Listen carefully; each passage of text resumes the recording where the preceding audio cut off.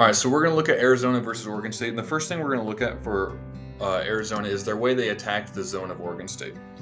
They did it really clever with several different concepts. Let's go.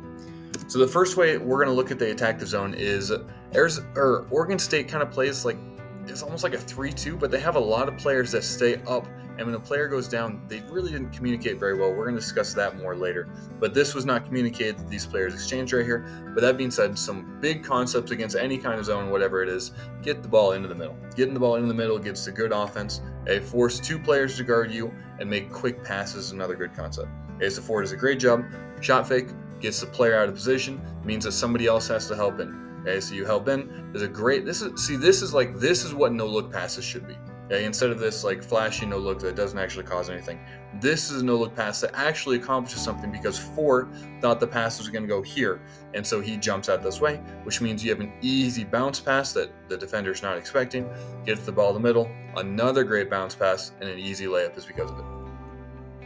Next example, Arizona again attacking the zone on offense. We want to get two players to us and allow that to create offense. You could maybe throw that up, maybe not.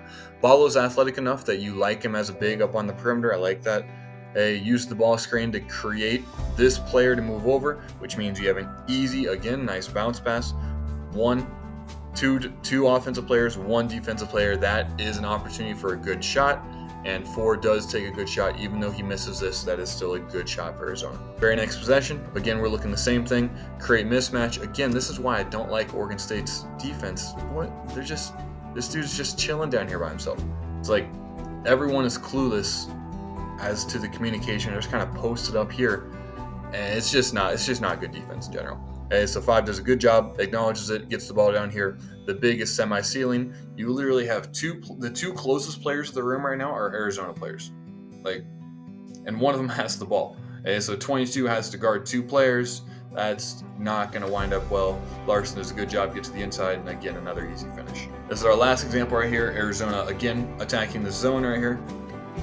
We want to get multiple players on us, allow them to create this. Again, they just pass them off. There's no communication. There's no talking. It's just zeros like, oh, yeah, there he goes. Okay, bye. It's just not good defense. So you have, essentially, you're taking advantage of this right here.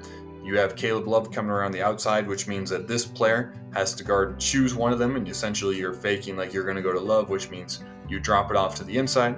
Another great bounce pass, get to the ball in the middle. And again, we have 2 offensive players, 1 defensive player.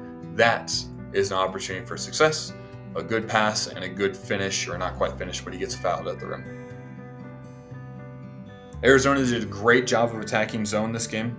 They got to the ball in the middle, forced 2-on-1, allowed that to create a lot of opportunities. So if you enjoyed this, feel free to like and subscribe, and have a great rest of your day.